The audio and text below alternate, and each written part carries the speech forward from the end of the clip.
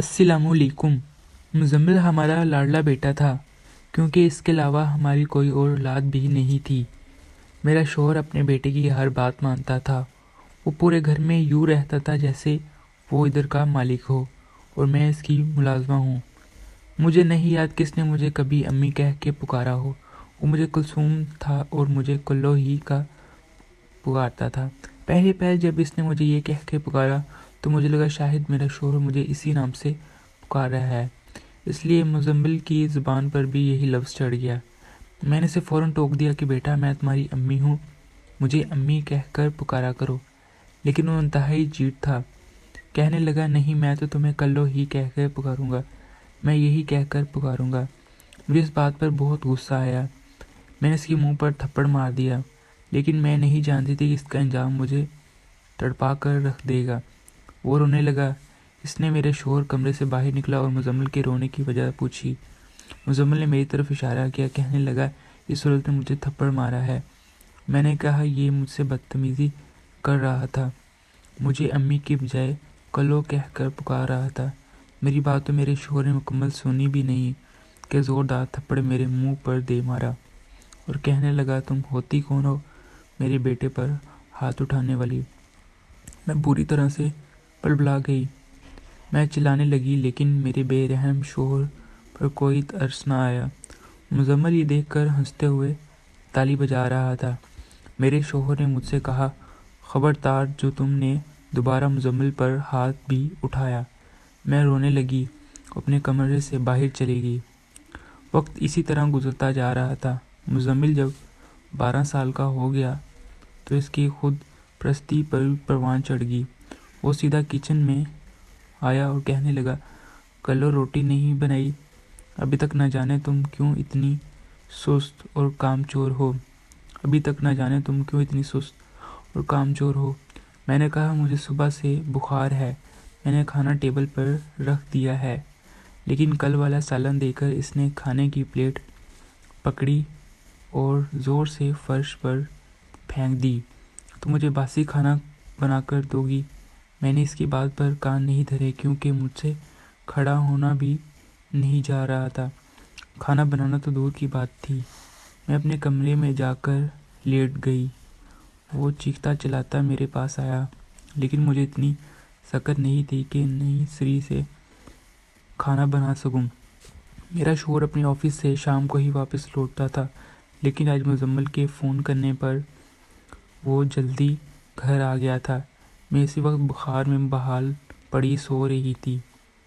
जब वो आया और मेरा बाजू पकड़कर किचन में ले गया, मेरा बुखार से बुरा हाल था, सर चकरा रहा था और शहर के साथ चली गई थी और ये बामुश्किल बोली कि मुझे शदीद बुखार है। मुझसे तो पता भी नहीं चल रहा था। शौहर ने मुझे मज़ीद बोलने का मौका भी नहीं दिया और फिर गर्म रवैये से मेरे हाथ पर रखकर मेरे चेहरे पर तरह के थप्पड़ मारने लगे। मैं दर्द से बिलबिला उठी थी। बुखार तो पहले ही था। जब शौहर ने मुझ पर हाथ उठाया और दर्द की लहरें वजूद में फैलने लगी तो मैं चीख मारकर बेहोश हो गई। इसके बाद शौहर कितनी देर मुझे मारता रहा, मगर इसके बावजूद मैं सकते हुए उठकर पीछे दीवार के साथ टेक लगाकर बैठ गई। रात को न जाने कौन सा पहर था और आखिर मेरे सामने एक हकारत भरी मुस्कुराहट से कहने लगा, जब नौकरानी मालिक की बात ना माने तो इसका यही हशर होता है। मुझे उस रोज़ इससे इंतहाई नफ़रत हो गई थी, मगर इसके बावजूद मैं कुछ भी नहीं कर सकती थी, क्योंकि वो इस घर का मालिक था। यही सब वो सुनता आ रहा था। शहर ने मुझसे अगले कई रोज़ तक कोई बात भी नहीं की और ना ही मुझे दवा ला कर दी। मैं घर से लौट कर अपने हुए तबाह ठीक कराने ले गई। इसके बाद तो जैसी भी हालात हों, चाहे मर भी रही हूँ, तो मैंने मुज़म्मिल की बात को कभी रद्द नहीं किया। इसके लिए ताज़ा खाना बनाया करती कि हर बात को मैं खामोशी से सुन लेती, मगर इसके बावजूद इसका रवैया दिन ब दिन बिगड़ता जा रहा था। वो मुज़म्मिल से बेहद प्यार करते थे। वो मुझे सख्ती से कह देते थे कि मेरा बेटा, जैसा भी करो उसके हुक्म के आगे ज़ुबान मत चलाना। میری اب یہی کوشش تھی کہ میں باپ بیٹے کو شکایت کا موقع نہ دوں۔ میری ساری حسرتیں تو جیسے دل ہی میں دفن ہو چکی تھی۔ مزمل اب بڑا ہوتا جا رہا تھا، مگر اس کی نفرت و بدتمیزی تو جیسے عروج پر پہنچ گئی تھی۔ وہ مجھے کبھی بھی تمیز سے بلایا ہی نہیں کرتا تھا۔ ایک روز وہ گھر پر ہی تھا، آج اس نے اسکول سے چھٹی کی تھی۔ جب اس کے کمرے کے باہر گئی تو مجھے اندر سے عجیب سی بدبو آنے لگی۔ میرے تو رونگٹے کھڑے ہو چکے تھے۔ میں نے ایک جھٹکے سے دروازہ کھولتا تو اندر مزمل بیٹھا تھا اور اس کے ہاتھ میں سگریٹ موجود تھی۔ وہ سگریٹ کی کش لگا رہا تھا۔ میرے تو پیروں کے نیچے سے زمین ہی نکل گئی تھی۔ 13 سال لڑکے کے ہاتھ میں سگریٹ میں آگے کی طرف زمین کے ہاتھ سے وہ سگریٹ چھین لی اور پھر اس کے چہرے پر تھپڑ دے مارا اور وہ مجھے دھکا محسوس کیا۔ میں ماں بن کر اس کی ہر برش کر رہی تھی اور وہ میرے ساتھ کیسا برتاؤ کر رہا تھا۔ میں روتے ہوئے اس کے کمرے سے باہر چلی آئی۔ ہاں، یہ بھی صحیح نہیں تھا کہ میں سوتیلی ماں تھی، مگر پھر بھی میں ماں ہی تھی۔ اس نے پال پوس کر اس کی عمر تک پہنچایا، مگر آج نے اس نے کیسے مجھے بالکل ہی رد کر دیا۔ مجھے آج بھی وہ رات یاد تھی جب میری ماں نے مجھے رخصت کر کے مزمل کے ابو کے ساتھ بھیجا۔ میرا تعلق انتہائی غریب گھرانے سے تھا۔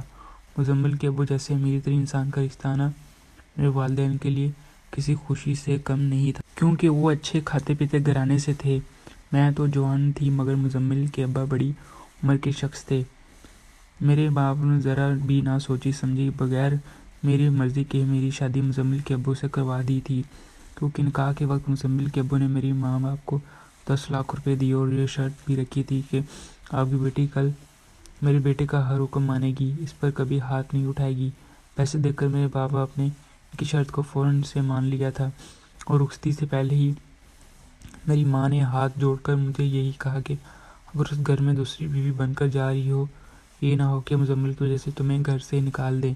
یہ بات ہمیشہ اپنے ذہن میں رکھنا بیٹی، تمہارا باپ ایک بہادر دار مزدور ہے اور اس کے سر پر بیٹیوں کا بوجھ بھی ہے۔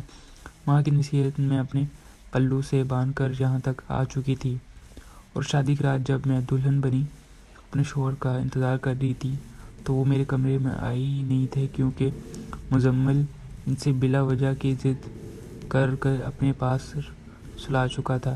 جب وہ کچھ دیر کے بعد میرے پاس آئے تو ہم نے ابھی چند باتیں ہی کی تو ایک بڑا دھڑلے سے مزمل نے دروازہ کھول کر اندر داخل ہو گیا اور ضد کرتے ہوئے اپنے ابا کو اپنے ساتھ لے گیا۔ اس فلیٹ کے مالک ہوں، اس نے کہا کہ گھر اور میرا سب کچھ مزمل کا ہے اور اس کا گھر کا مالک، اور آج اس مالک نے مجھے میری اصل حیثیت یاد دلا دی تھی۔ شام کو جب مزمل کے ابا گھر آئے تو میں نے مزمل کی حرکت کے بارے میں انہیں صاف صاف لفظوں میں بتا دیا تھا، مگر مزمل تو ان کے سامنے صاف اکڑ کر کھڑا تھا اور کہنے لگا کہ اب ایسا کچھ بھی نہیں ہے، یہ جان بوجھ کر مجھ پہ الزام لگا رہی ہیں۔ مزمل کے ابا کو تشویش ہوئی، انہوں نے اس کے کمرے میں تلاشی لی، مگر پھر کچھ بھی نہیں ملا اور وہ الٹا مجھ پر ہی چڑھ دوڑے اور بات سنانے لگے اور کہنے لگے کہ اگلی دفعہ میرے بیٹے کے خلاف بات کرنے کی جرات بھی نہ کرنا، ورنہ میں تمہیں اپنے بیٹے کی دیکھ بھال کے لیے ہی یہاں لایا تھا، پھر تمہیں اس گھر سے نکالنے میں ذرا دیر نہیں لگاؤں گا۔ مجھ سے اب یہ سب برداشت نہیں ہو رہا تھا، مگر میرے ماں باپ نے مجھے اکیلا چھوڑ دیا تھا۔ اللہ نے میری گود بھی بھر دی تھی اور میرا اپنا بچہ ہو گیا تھا، تو شاید میری شہر کے دل میں میری بھی اہمیت بڑھ جاتی۔ یہ سوچ کر میں خوش ہو گئی تھی اور یہ خبر سن کر میرا شوہر بھی خوش تھا، اس کا رویہ بھی مجھ سے بہتر ہو گیا تھا۔ لیکن یہ بات مزمل سے برداشت نہیں ہوئی اور وہ منہ سجائے بیٹھا تھا، لیکن میں نے بھی پرواہ نہیں کی۔ میں دوپہر کو اٹھی تو سوچا کہ رات کے لیے کھانا بنا لوں، لیکن جیسے ہی میں کچن میں داخل ہوئی تو بری طرح سے میرا پیر پھسلا اور میں اگلے ہی لمحے منہ کے بل زور سے گری تھی، کیونکہ کچن میں کسی نے ہی آئل گرا دیا تھا، جس کی وجہ سے میرا پیر پھسل گیا تھا۔ پیٹ میں شدید سے درد ہونے لگے میں چیخنے چلانے لگی۔ جب مزمل ہنستا ہوا کچن میں داخل ہوا تو کہنے لگا، تو اپنے سپنوں کو میری جائیداد میں حصہ دار بنانا چاہتی تھی کیا؟ مزمل تو ویسے بھی میرا کچھ ہی نہیں تھا، وہ بھلا کیا مجھ سے محبت کرتا؟ اپنے باپ کی وفات پر وہ بھی دکھی نہیں ہوا تھا، وہ اب اپنے باپ کی پیسوں سے زندگی کے مزے لوٹنے لگا اور مجھ سے مزید بدتمیزی کرنے لگا۔